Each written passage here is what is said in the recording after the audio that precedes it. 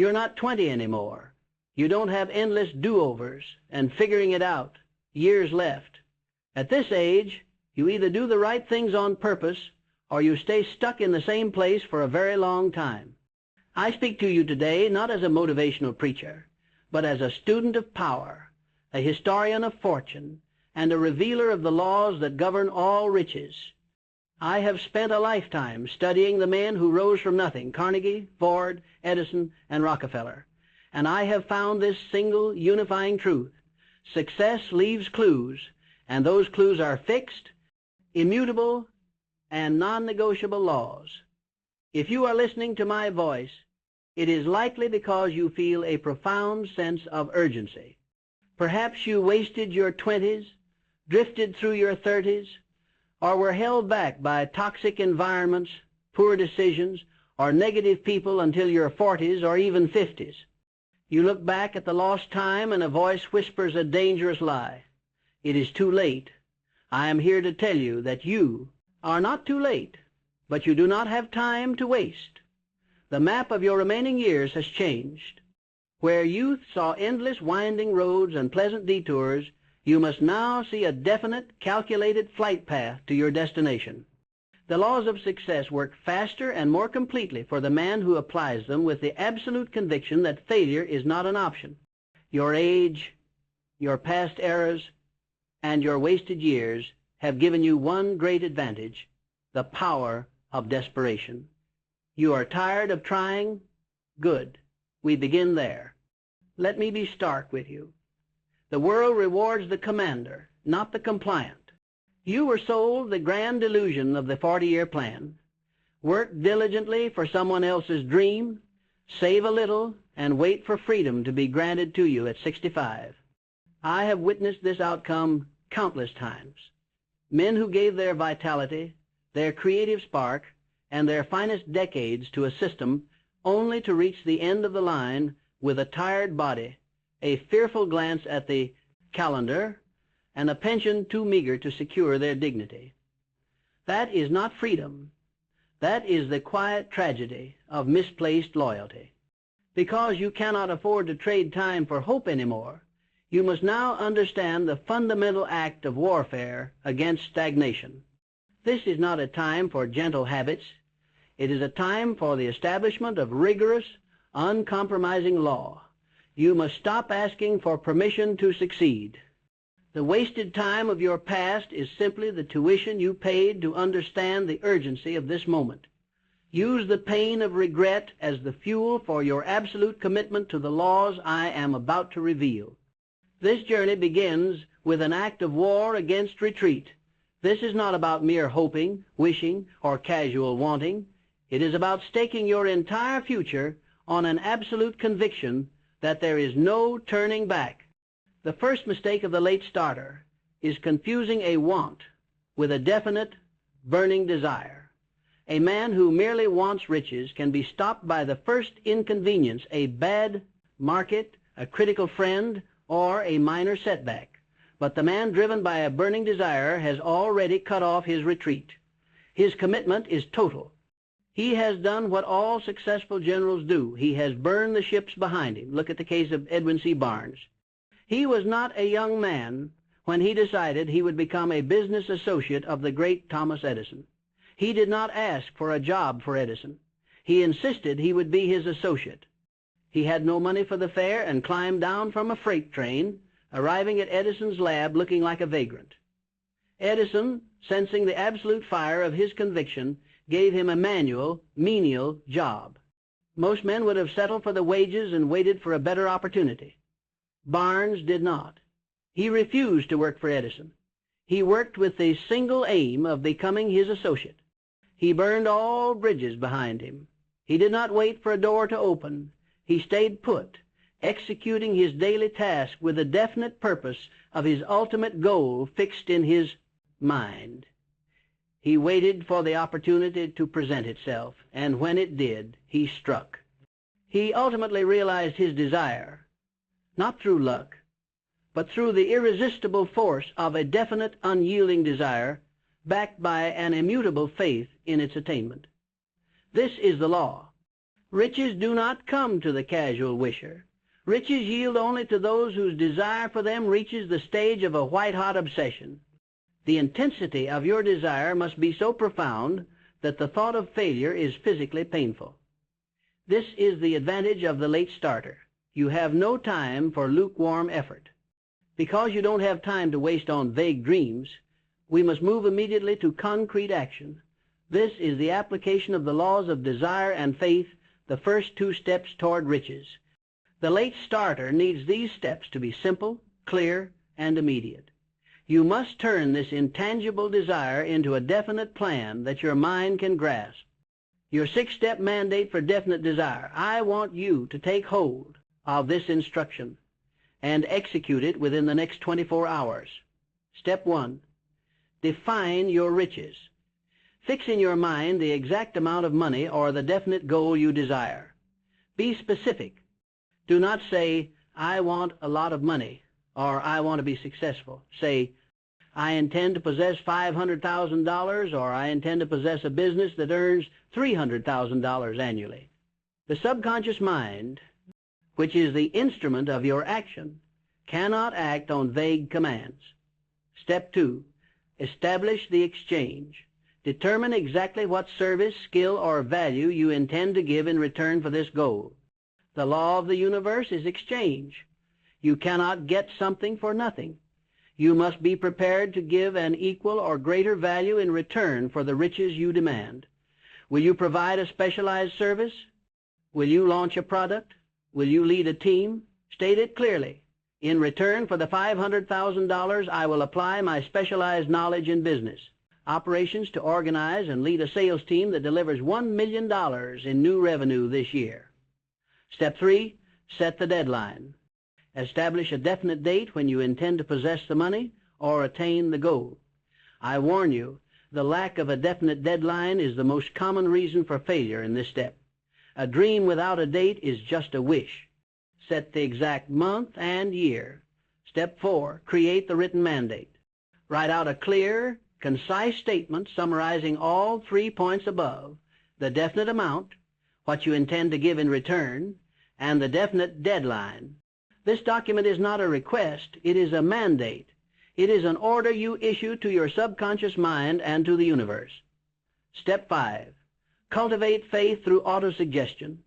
Read your written statement aloud, twice daily before retiring at night and immediately upon arising in the morning. This is the vital step, the one that separates the dreamers from the builders. Step 6. Visualize possession.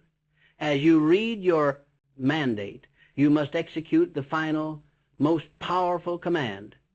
See, feel, and believe yourself already in possession of the goal. Inject absolute faith and emotion into the words. Do not read them as if you are hoping for them. Read them as if you are confirming a fact that already exists. This deliberate injection of feeling is the only known method for charging the subconscious with a creative thought. Your faith must be absolute. It must be an immutable fact that the riches are already yours in spirit, awaiting their manifestation in the physical. You are not practicing imagination. You are installing conviction.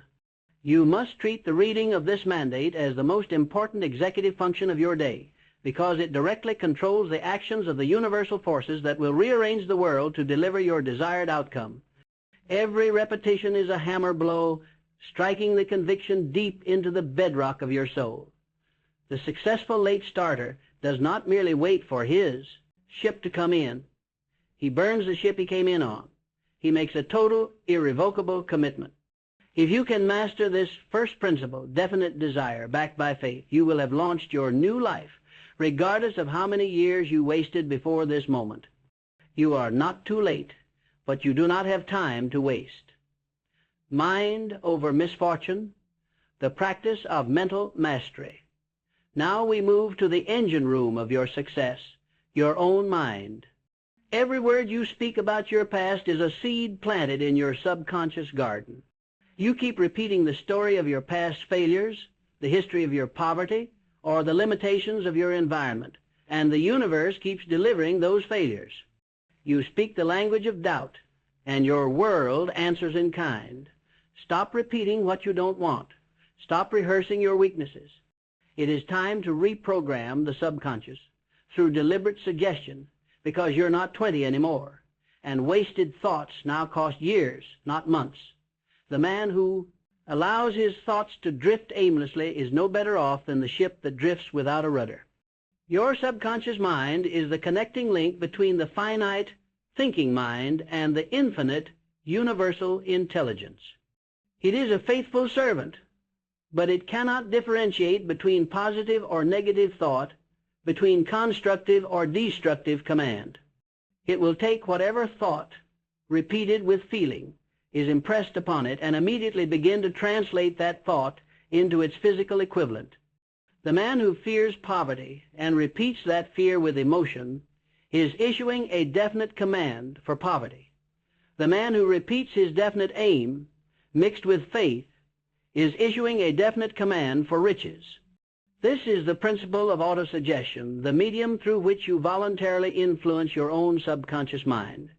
It is the practice of feeding your mind with only the thoughts you want it to act upon. The late starter often suffers from profound lack of self-confidence because of past mistakes and setbacks. This is where autosuggestion, applied with intensity, becomes your ultimate tool for surmounting timidity. The greatest battlefield is always contained within the 6 inches between your ears. If you allow the enemy forces of self-doubt and fear to occupy that territory, the war is already lost. The 4 laws of mental command. You must understand the profound spiritual laws that govern the subconscious mind, for this is where true wealth is created. Law 1, master the medium. The subconscious mind recognizes and acts only upon thoughts that are well mixed with emotion or feeling. Mere reading, cleverness, or intellectual acceptance is insufficient. If you read your 6-step mandate without feeling the conviction of its attainment, your subconscious mind ignores it. You must inject the emotion of faith and desire into the words as you speak them. This emotionalized thought is the language your subconscious understands. Law 2, develop self-reliance. You must combat the deeply ingrained habit of negative self-talk.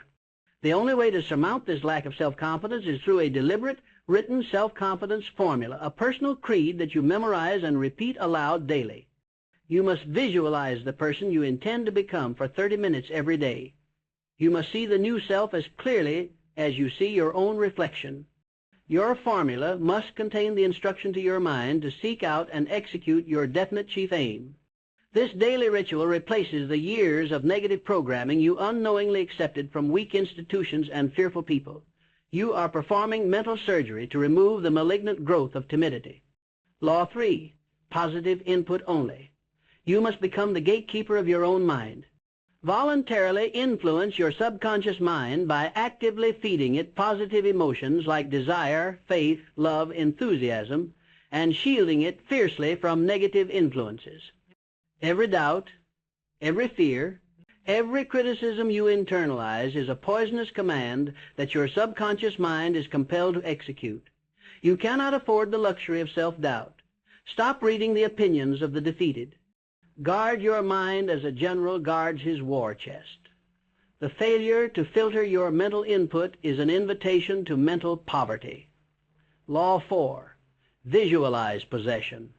When reading your definite chief aim statement, use concentration, a fixation of attention, until you can actually see the physical appearance of the money or the goal, and simultaneously see yourself rendering the specific service or value in exchange for it. You must not merely read the words, you must live the vision. The late starter cannot wait for the world to confirm his worth. He must confirm his own worth in the private workshop of his mind. This is how you create the mental equivalent of wealth before the physical equivalent ever manifests. This mental image, charged with feeling, is the blueprint the subconscious uses to build your reality. The difference between the person who fails and the person who succeeds is not intelligence, but the mental habits they practice daily. The time you have lost makes this principle essential. You must now use the power of the subconscious mind to speed your progress, to execute your plans with certainty, and to transform the history of your doubt into the reality of your faith. I urge you to take these two principles, definite desire and autosuggestion, and apply them immediately. Let no day pass without speaking your mandate with emotion and visualizing your success. The architecture of action. Planning for executive status, a definite desire, is useless without a flawless plan. If you feel like you are paddling a boat without a rudder, it is because you missed the blueprints. The man who moves without a plan is a mere dreamer. The man who has a desire but fails to execute a plan is a procrastinator. The late starter cannot afford either title. You're not 20 anymore. You must aim to start near the top by replacing failure with new, sound, practical plans. For the law of organized planning is the crystallization of desire into action. The tragic reality is that all plans, no matter how great, are likely to fail at the first attempt. This is not a cause for quitting. This is a step in the process. Temporary defeat should only signal that there is something wrong with the plan, not with the desire. The truly successful man, the man who rises quickly after lost time, recognizes temporary defeat for what it is, and immediately builds and replaces the old plan with a new one.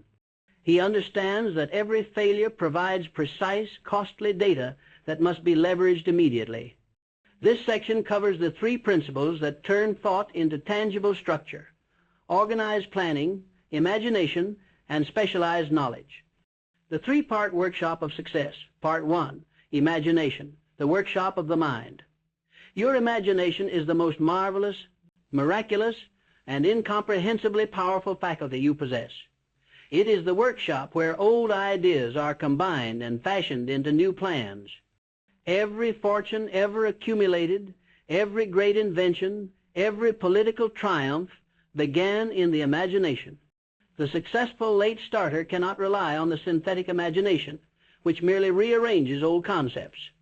You must cultivate the creative imagination, which taps into infinite intelligence and brings forth entirely new concepts and original ideas.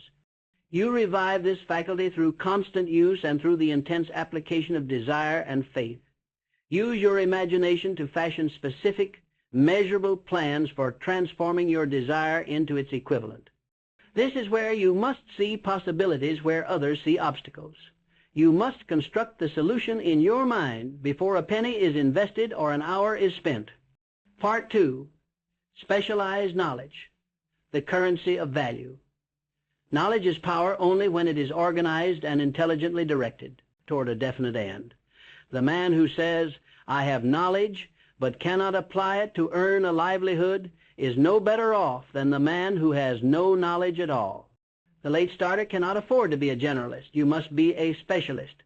Determine precisely what specialized knowledge is required to achieve your definite chief aim.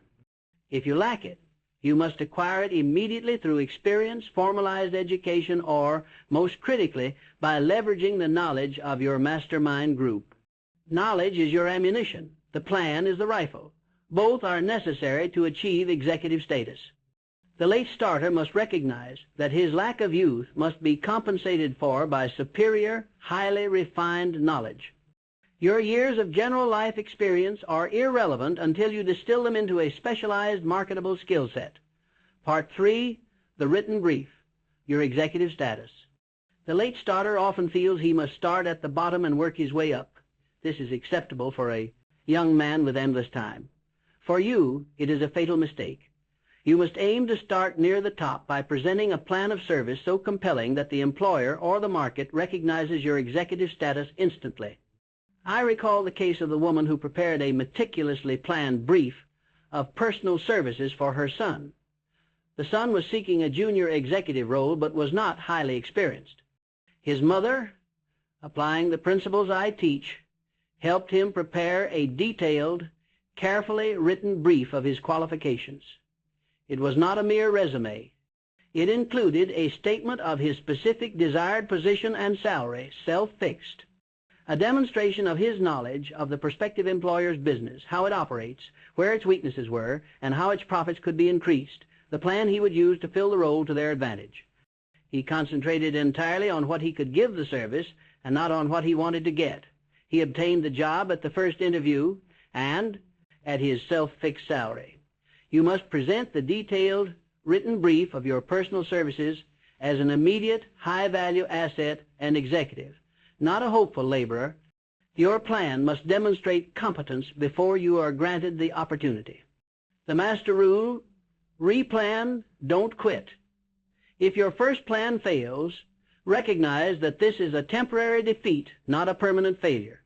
The greatest difference between the poor man and the rich man is that the rich man understands that failure in the plan is merely a signal to change the plan. The poor man accepts it as an indictment of his character and quits. You must immediately build and replace it with a new plan, continuing to create new plans until one works. There is no other path to success after the loss of years.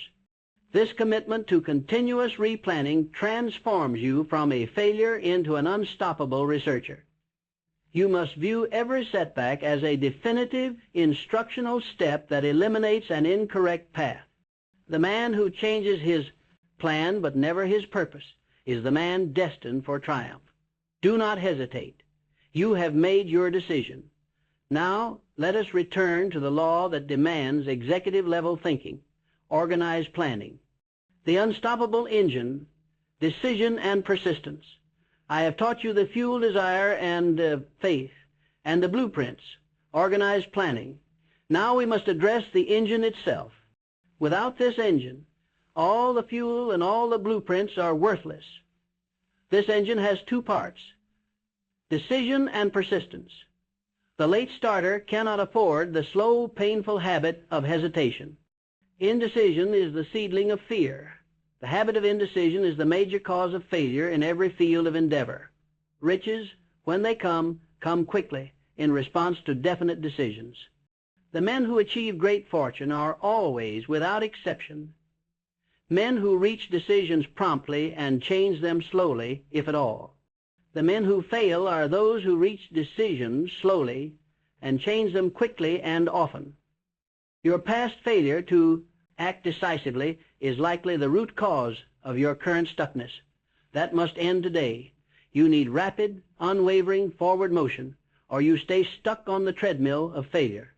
You must understand that a mediocre decision executed promptly is superior to a perfect decision executed too late. Decision. The mastery of procrastination, the ability to reach a decision promptly, is the greatest mastery you can cultivate. Every successful man I studied, from Carnegie to Rockefeller, had this trait in common. They were quick to make up their minds. Action step 1, reach decisions promptly. Cultivate the habit of reaching decisions promptly. Avoid the trap of procrastination, its twin brother. Procrastination is a destructive habit built from years of indecision that will steal your remaining time. Form the habit of acting. Do some definite thing each day that ought to be done, without being told to do it, focusing on difficult tasks first. This is the cultivation of willpower. Action. Step 2, ignore outside opinions. You must close your mouth when planning or deciding. Take no one into your confidence except your chosen mastermind group. The reason why most men change their minds quickly is because they allow the unsolicited opinions of others to handicap them. Opinions are the cheapest commodities on earth. The man who allows himself to be influenced by the opinions of others in the matter of his definite chief aim will never succeed. The late starter must move with silent, definitive certainty. The critic always speaks from the position of fear and inaction. His voice is poison to the man of purpose. Persistence, the sustained effort to induce faith. Persistence is simply the sustained effort necessary to induce faith. It is the vital element in the transmutation of desire into its monetary or physical equivalent. Without persistence, you are defeated before you begin. I want you to recall the 3 feet from gold anecdote.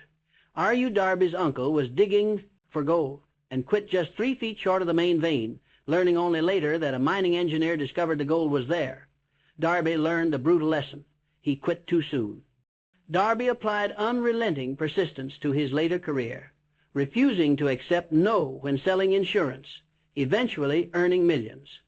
The late starter, having lost time, cannot afford to quit. Your willingness to quit at the first sign of defeat is not a weakness of character, it is a weakness of desire. Action. Step 3. Strengthen desire. If your persistence wanes, your desire is weak. Remedy it by building a stronger fire under your desires. Repeat your written mandate with increased emotion. Keep the vision so intense that the pain of temporary defeat is outweighed by the joy of attainment. Weak desires bring weak results. The man of persistence harnesses the pain of the current struggle as the fuel for his ultimate realization. Action step 4. Apply the 4 steps of persistence. Build your efforts on these 4 foundations. Establish a definite purpose backed by burning desire. Execute a definite plan with continuous action. Close your mind tightly against negative influences, including those of family and friends. Form a friendly alliance, mastermind, for encouragement and support. This combination creates an unstoppable engine.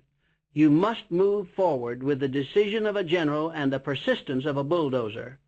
The world yields to the man who refuses to quit. The power alliance and immunity. Leveraging organized power. If your current circle is holding you back, you must strategically upgrade your power source. You're not 20 anymore. You need organized and intelligently directed power to succeed, plus the mental immunity to survive the inevitable temporary setbacks. No man succeeds alone. The very idea of the lone genius is a myth promoted by those who do not understand the laws of organized power. This is the principle of the mastermind, the coordination of knowledge and effort between 2 or more people in a spirit of perfect harmony for the attainment of a definite purpose. This cooperation of minds produces organized power far greater than individual effort. Andrew Carnegie, the richest man of his era, accumulated his fortune not because of superior knowledge of steel, but because he adopted the mastermind principle. He surrounded himself with a group of talented and harmonious people to handle what he could not. He recognized his own limitations and compensated for them by leveraging the organized genius of others. The 2 laws of organized power. Law 1. Form the alliance and demand harmony. Ally yourself with a group of people, any number, needed for the creation and execution of your plan, using the mastermind principle. This group may be your employees, your business partners, a chosen group of advisors, or even a mental mastermind composed of historical figures you study and consult with in your mind. However you form it, the law is clear. Maintain perfect harmony among all members of your mastermind group. The principle fails instantly if harmony does not prevail. Harmony is the necessary precondition for the spiritual synthesis that generates organized power. Law 2. Control environment and demand immunity. Your environment is the mental feeding ground of your mind. You must consciously select your daily associates. They should be in sympathy with your aims and inspire you with self-confidence and enthusiasm. The late starter cannot afford negative people, careless people, or toxic people. You must remove them immediately, not out of malice, but out of absolute necessity for survival. Furthermore, you possess a willpower, and you must put it into constant use to build a wall of immunity against all negative influences, whether internal or external. You must become immune to the doubt of others. Action step 6, the immediate severance. Identify the 3 most critical, non-supportive voices in your environment. Commit now to reducing their influence to 0, either through honest conversation or physical distance, before the week is done. Your environment must be sterilized. The environment of the defeated is a mental cemetery. Do not allow your mind to feed there. The final gate. Conquering the 6 basic fears. Every great fortune is built upon the ruins of past fears. The late starter's greatest enemies are the 6 basic fears: poverty, criticism, ill health, loss of love, old age, and death. The most crippling for the man seeking a second start are the fear of poverty and the fear of criticism. The fear of poverty paralyzes the will to act. The fear of criticism causes indecision, delays the creation of the mastermind group, and makes the execution of the plan torturous. There is only one way to eliminate these destructive forces: decision. Action step 7. Conquer fear through decision. You eliminate the fear of poverty by simply reaching a firm decision not to worry about getting along with whatever wealth you accumulate. You eliminate the fear of criticism by reaching a firm decision not to worry about what people think or say about you. You have lost enough time being held back by the fear of people who have achieved nothing. Let their opinions be the cheapest commodity on earth, and let your silence be the wall of your protection. The world will respect the man who refuses to serve fear and insists on serving his own definite purpose. Fear is the primary weapon of procrastination. Eliminate the fear, and you destroy the root of delay. You've absorbed the laws. You've faced the indictment of wasted time and toxic influences. You understand that your late start is not a prison sentence, but a powerful catalyst for immediate, definite action. Now, we must solidify the transformation of your identity, translating these final principles of self-mastery into the command structure that governs true and lasting fortune. The conclusion is not merely a summary. It is the final gate you must cross. It is the moment where the man who thinks about acting becomes the man who commands action. Let us now bring every law, every truth, and every warning to its final, unified conclusion, identity and command. The man who refuses to serve fear becomes the one who commands. You can die as a laborer or rise as a leader. The difference is not money. It is thought, discipline, and decision. I have given you the 7 fundamental principles, the keys used by every great fortune builder I ever studied: desire, faith, autosuggestion, specialized knowledge, organized planning, decision, and persistence. But all these keys must be held by the right hand, the hand of the commander. The takeaway metaphor, the space mission section. The man who learned in his youth that life was a meandering river of options, but has now realized that time is short, must treat his remaining journey not as a leisurely cruise, but as a space mission. Your life is an intricate vessel. Your aim is a distant star, and your remaining time is the fuel supply. There can be no margin for error, no room for procrastination, and no tolerance for doubt. The destination must be calculated with precision desire. You cannot launch a rocket to a vague quadrant of space. The target must be exact. Your definite chief aim must be written, specific, and backed by a burning desire. You have defined the exact quantum of service and wealth you demand. Your command is issued. The energy source must be deliberately charged. The engine cannot be fueled by random thoughts and doubt. It must be charged daily with the highest voltage of faith and positive emotion. Your mental equivalent of success must be built before the physical launch. The autosuggestion of your definite chief aim must be performed with emotion, transforming your subconscious from a servant of fear into a servant of your will. The vessel must be engineered with flawless blueprints. The rocket is designed, not wished for. Your desire must be transformed into a detailed, measurable plan utilizing all necessary specialized knowledge. If the first stage fails, you immediately build and replace it with a new one. The failure of the plan signals the need for new architecture, never the abandonment of the mission. The launch decision must be instantaneous and irrevocable. The launch window is narrow. There is no time for hesitation. You must cultivate the habit of prompt decision and avoid the ruinous habit of procrastination. Hesitation, I warn you again, will steal your remaining years faster than any thief. The engine must maintain thrust despite gravity. The rocket must push through the atmosphere despite the fierce resistance of gravity and friction. Your effort must be persistent, unwavering, and fueled by an unshakable will that refuses to quit 3 feet from gold. You have no time for the weakness that accepts temporary defeat as a final failure. The entire mission must be crewed by a harmonious team mastermind and fear mastery. The mission requires a flight crew of specialists working in perfect harmony mastermind, protected from the cosmic debris of doubt, criticism, and fear by a powerful wall of immunity. Your final defense is the simple decision not to worry about what you cannot control and to act only on what you can command. This framework is not an option. It is a description of the law. You cannot invent your own laws of physics. and you cannot invent your own laws of fortune. Your task now is to integrate this entire structure into your daily existence. The final, unforgivable sin, living beneath your potential. I want to speak plainly about the danger of knowing these laws and refusing to apply them.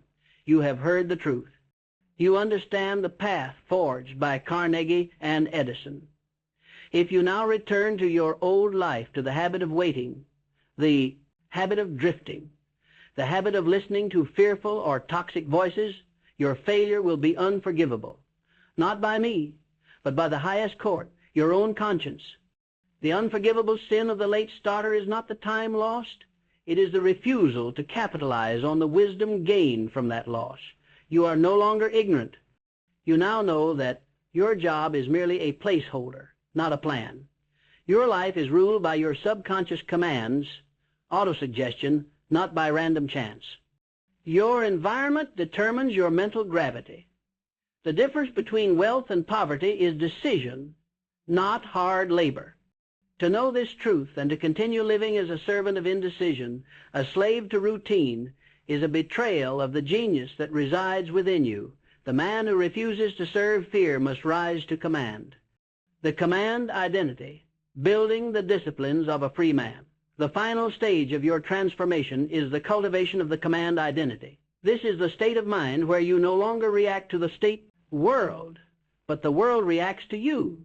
The worker is trained to react. The alarm rings, I react. The boss commands, I react. The bill arrives, I react. The commander is trained to dictate.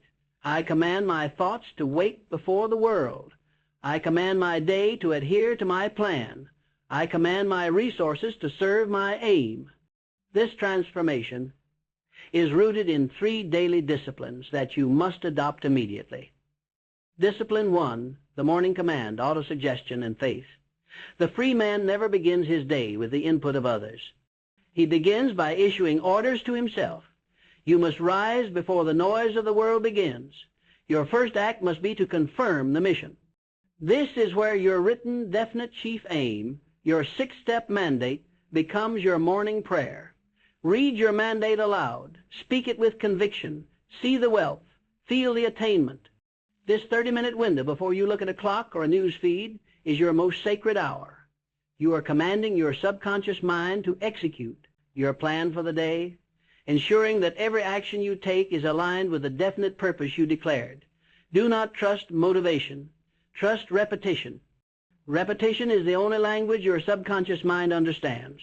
By repeating the command for wealth and success with emotion, you are physically building the mental highways that lead to your goal. The power generated during this period of intense mental focus, the unification of desire, faith, and autosuggestion, is your highest form of leverage. Do not trade this 30 minutes for $30. This ritual is the ultimate test of your sincerity. If you skip it, you confess to your subconscious that your aim is merely a wish, not a mandate. The failure to perform this morning command is equivalent to a general sleeping through the opening hours of a crucial battle. The odds of victory plummet immediately. Your success is not dependent on luck, but on this daily, solemn oath of self-mastery. The world will yield to the man who knows what he wants and demands it first from himself. The energy generated by this ritual is the spiritual battery that powers the entire system of your organized action throughout the ensuing day. Discipline 2, the midday alignment, decision and persistence. The day will introduce friction. Plans will encounter temporary defeat. The worker shrinks from the friction. The commander corrects the course. You must institute a midday review, a brief 10-minute pause to check your progress against your plan. Ask yourself, am I still on target? Have I made a definite decision today that moved me closer to my aim?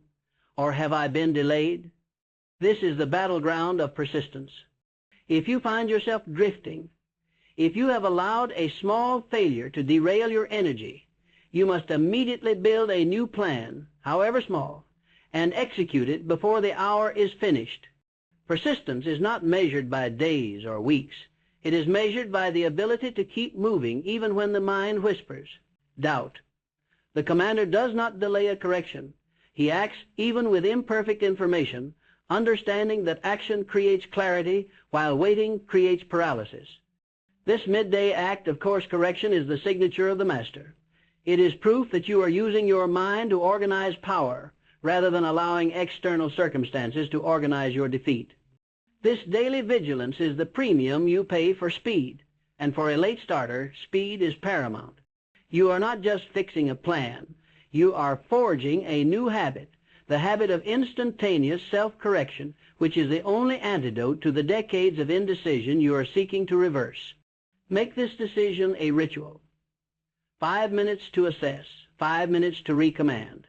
This is how you prevent small setbacks from becoming catastrophic retreats, ensuring the momentum necessary to close the gap created by your lost years.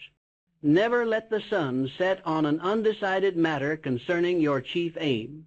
This unwavering commitment to immediate course correction is the true measure of your desire's intensity.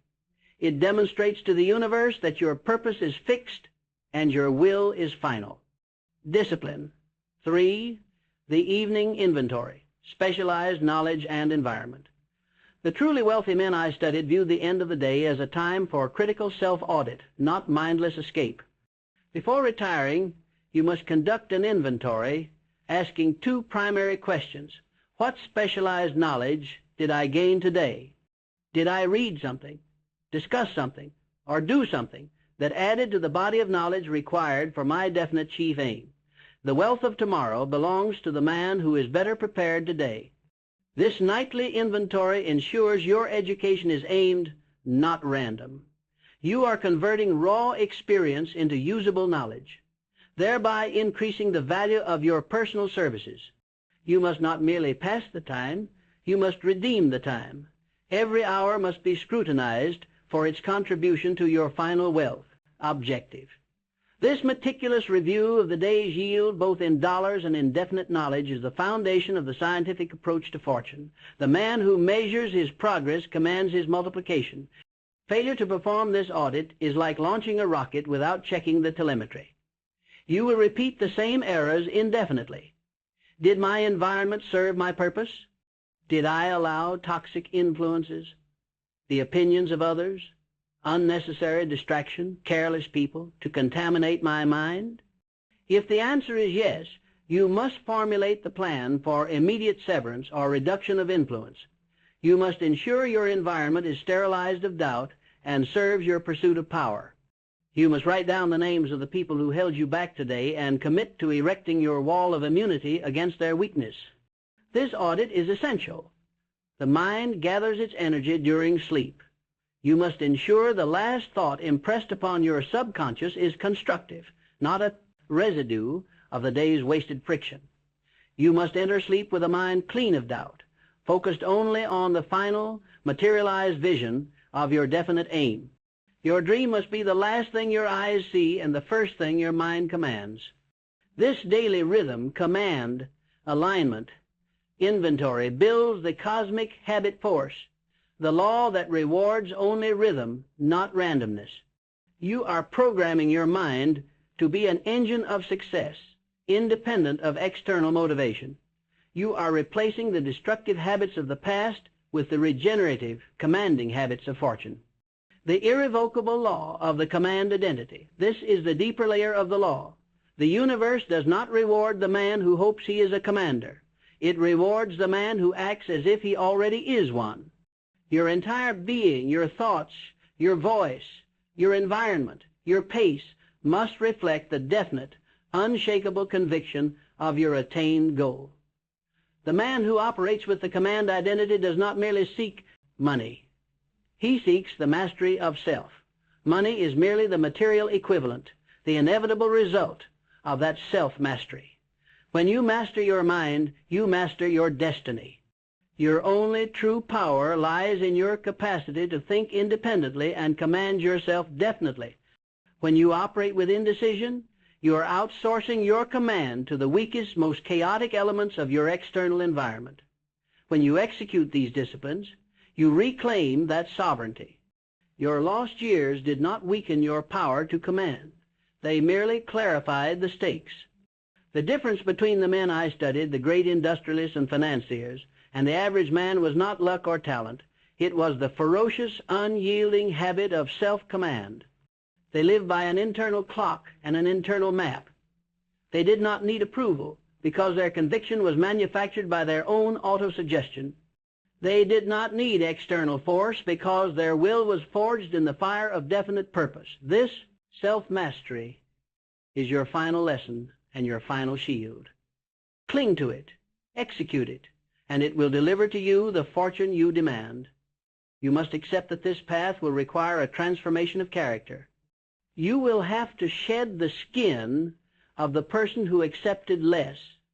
That former self was the product of indecision, fear, and low expectation. The new self must be the embodiment of definiteness of purpose and absolute faith. This means you must speak differently, walk differently, and most importantly, think differently. You must speak only of your success, your plans, and your certain victory. Let all talk of limitation, doubt, or difficulty be banned from your internal monologue. Your voice must be the sound of command, or it is the sound of retreat. The universe operates by immutable law. It does not know your age, your past mistakes, or your current debt. It only recognizes the intensity of your thought, mixed with emotion, backed by definite action. Your time is short, but your potential is infinite, provided you stop wasting the time that remains. The clock is ticking, not toward an end, but toward a choice, mastery or servitude. The man who hesitates now is not cautious. He is simply electing to return to the chains he thought he had escaped. This is the ultimate confrontation. The new you, the commander, against the ghost of the past. The commander wins only through decisive, rhythmic, and uncompromising action. The moment you realize that your mind is your only true asset and your habits are its only true master, you are already free. Nothing in the world can stop the man who has commanded himself to succeed. I was the son of a poor miner in the hills of Virginia. I had no inheritance, no connections, no safety. I was the product of a restrictive environment, destined for a life of endless labor. But I had a voice, I had a mind, and I had a decision that I would no longer serve the fear of poverty, that I would no longer serve ignorance, that I would no longer serve the chains passed down by weak men. I studied the minds of the rich, not the surface of their wealth, but the spiritual roots. I studied Carnegie, Ford, Rockefeller, and Edison, and I found that every one of them obeyed these laws. They mastered themselves, they decided, they acted, they repeated, and they became impossible to ignore. They did not wait for time to heal their wounds. They used their will to command their future. And so can you. But it begins now, and it begins with your refusal. Refuse to live as if you are powerless. Refuse to wake up with no aim. Refuse to sell your time for crumbs. Refuse to think small, move slow, or act weak. Refuse to die without building something the world cannot erase. Refuse to be a monument to procrastination. Refuse to let the opinions of the fearful become the boundaries of your potential. Your past is not your master. Your age is not your limit. The only thing standing between you and the fulfillment of your life's purpose is one single definitive act, the decision to command your life. This is your final command, your oath of transformation. I will not be a slave to any man, any system, or any fear. I was born to command wealth, not to work until death. This is your new law. This is your new identity. You are not too late. The time you have lost has simply prepared you for the urgency of action. Now, start building. This channel walks with you, your constant source of law and power.